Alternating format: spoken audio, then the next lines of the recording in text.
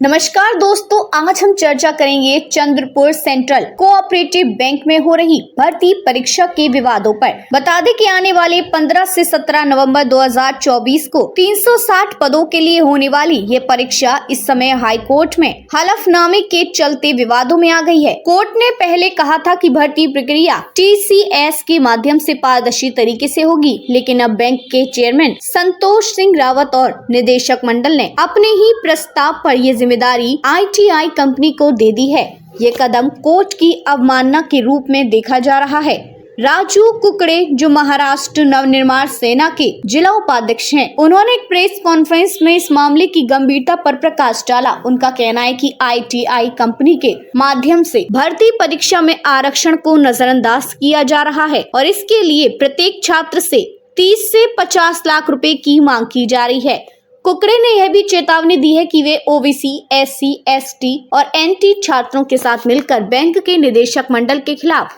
विरोध प्रदर्शन करेंगे। इस विवाद में यह भी सामने आया कि बैंक में पिछले कुछ वर्षों से कर्मचारियों की भर्ती नहीं हुई है, जिससे कामकाज पर असर पड़ा है। हाल ही में एक प्रतिष्ठित कंपनी के माध्यम से परीक्षा कराने की अनुमति मिलने के बाद ये आरोप लगाया जा रहा है कि बैंक के अध्यक्ष चुनावी लाभ के लिए पदों की भर्ती कर रही हैं। बैंक का वर्तमान निदेशक मंडल, जो 2012 में अस्तित्व में आया, उसका कार्यकाल 2017 में समाप्त हो गया था। ऐसे में उनके पास बड़े पैमाने पर भर्ती प्रक्रियाएं संचालित करने का अधिकार नहीं होना चाहिए। बावजूद इसके उन्होंने सरकार द्वारा तय की गई आरक्षण नीति का पालन नहीं किया है और उन लोगों का चयन कर रहे हैं जो पिछले 5 वर्षों से अस्थायी रूप से काम कर रहे हैं। इसके अतिरिक्त निदेशक मंडल ने आयु सीमा में छूट, शैक्षणिक योग्यता में बदलाव और फॉर्म भरने की अवधि का विस्तार अवैध तरीके से किया है। ये सब सामान्य छात्रों के साथ अन्याय है जो इस भर्ती के लिए पात्र हैं। क्या ये एक अनियमित निदेशक मंडल की कहानी है? ये सवाल अब चंद्रपुर जिले में उठने लगा है। इस मामले पर हमारी नजर बनी रहेगी। अधिक जानकारी के लिए जुड़े रहिए हमारे न्यूज नेटवर्क के साथ।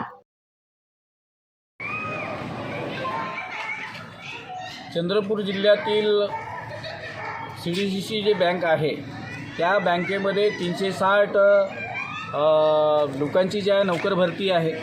त्या भरतीमध्ये त्या बँकेचे अध्यक्ष जे आता काँग्रेसचे विद्यमान जे आहे उमेदवार आहे, विधानसभा निवडणूक लढत आहे, त्यांनी आपल्या ज्या पदाचा दुरुपयोग करून जे आहे संचालक मंडळाच्या माध्यमातून 360 लोकांची जे भरती आहे बेकायदेशीरपणे जे सुरू केलेली आहे। जेव्हा की उच्च न्यायालयामध्ये TCS जे कंपनीला जे आहे त्याच्या माध्यमातून या निवड प्रक्रियेचं काम देण्यात यावं अशा प्रकारचं जे आहे हायकोर्टाचं म्हणणं होतं आणि यांनी सुद्धा प्रतिज्ञापत्रामध्ये तिथे नमूद केलं होतं की आम्ही TCSच्या माध्यमातून आम्ही नोकर भरती करू। सोबत सहकार आयुक्तांना तशा प्रकारचं पत्र त्यांना दिलं होतं। मार्च 2024मध्ये यांना ती परवानगी मिळाली, परंतु आचारसंहितेच्या काळामध्ये जे आहे ते नोकर भरती घेत आहे।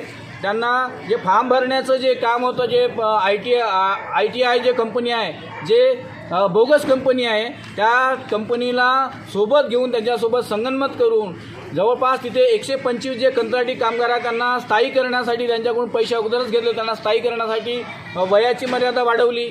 या म्हणजे कंपनीमार्फत जे जाहिरात जे काढलेली होती त्याच्यामध्ये आरक्षण जे आहे OBCचं, SC STचं जे आरक्षण जे बिंदू नामावलीनुसार जे आहे ते पण आरक्षण काढून टाकलं आणि सरळ जे आहे एका उमेदवाराकडून जवळपास 25 ते 50 लाख रुपये घेऊन या मोठ्या प्रमाणामध्ये इथे भ्रष्टाचार करण्यात आलेला आहे। इथल्या अध्यक्षाचं असं म्हणणं आहे की आम्हाला जे आहे आरक्षण या बँकेला लागू नाही आहे, कारण आमची बँक कुठलीही प्रकारची जी आहे शासनाची जी मदत घेत नाही किंवा त्यांचं काही आमच्याकडे अनुदान नाही, परंतु शासनाच्या सर्व योजनेचा फायदा जे आहे ही या बँकेला मिळते आणि त्याच्यामुळं शासन निर्णय यांना लागू आहे। परंतु इथले अध्यक्ष आणि संचालक मंडळाने या चंद्रपूर जिल्ह्यातील तमाम तरुण बेरोजगार ज्यांना या बँकेमध्ये नोकरी मिळण्याची चांगली संधी आहे त्यांना त्या संधीपासून भटकण्यासाठी, त्यांना त्याच्यापासून जे आहे दूर सारण्यासाठी जे आहे काही लोक जवळ करून पैसेवाल्यांना आरक्षण संपवून जे आहे आपले खिसे भरण्याचं काम संचालक मंडळ करत आहे। म्हणून या विरोधामध्ये महाराष्ट्र नवनिर्माण सेना चंद्रपूर जिल्ह्यातील संपूर्ण तरुण बेरोजगार ज्यांनी या बँकेमध्ये फॉर्म भरलेले आहे त्या सर्वांना घेऊन या बँकेच्या विरोधामध्ये खुलेआम जे आहे म्हणजे ह्या रस्त्यावर उतरून आंदोलन करेल अशा प्रकारचा इशारा आम्ही दिलेला आहे. या संदर्भात सर्व जे यंत्रणा आहे त्यांना आम्ही निवेदन दिले आहे. दिलीप वळसे पाटील असेल, हायकोर्टामध्ये असेल, सहकार आयुक्त असेल, विभागीय सहनिबंधक असेल, सर्वांना पत्र देऊन त्यांना मागणी केली आहे. या मागणीचा त्वरित विचार करून ही भरती रद्द करण्यात यावी आणि यानंतर आचारसंहितेच्या नंतर एक चांगली निष्पक्षपणे भरती करण्यात यावी अशा प्रकारची मागणी महाराष्ट्र नवनिर्माण सेनेच्या माध्यमातून आम्ही करत आहोत. भाऊ तुम्ही चंद्रपूर जिल्ह्याच्या बँकेमध्ये ज्या पद्धतीची बेकायदेशीरपणे नोकर भरती आहे, त्यांनी जे निर्णय चुकीचे घेतले आहे, हायकोर्टाचा जे अवमान केलेला आहे आणि शासन निर्णय पण पायदळी तुडवलेले आहे, या संदर्भामध्ये आम्ही राज्य निवडणूक आयोगाकडे पण जात आहोत आणि उच्च न्यायालयात सुद्धा जे आम्ही पिटिशन दाखल करणार आहोत की या आचारसंहितेमध्ये अशा प्रकारची जी भरती आहे ती बेकायदेशीर आहे आणि ती भरती रद्द करण्यात येईल. त्याचे आम्ही सोबत जे निवेदन दिलेलं आहे ही जे सेवा भरती जे सुरू आहे ही धांदा ज्या बनावट आहे, बेकायदेशीर आहे, कुठल्याही निर्णयाचं पालन केलेलं नाही आहे, हायकोर्टाचं ज्या अवमान केलेला आहे त्याच्यामुळे सेवा भरती रद्द करण्यात यावी अशा प्रकारची आमची मागणी आहे.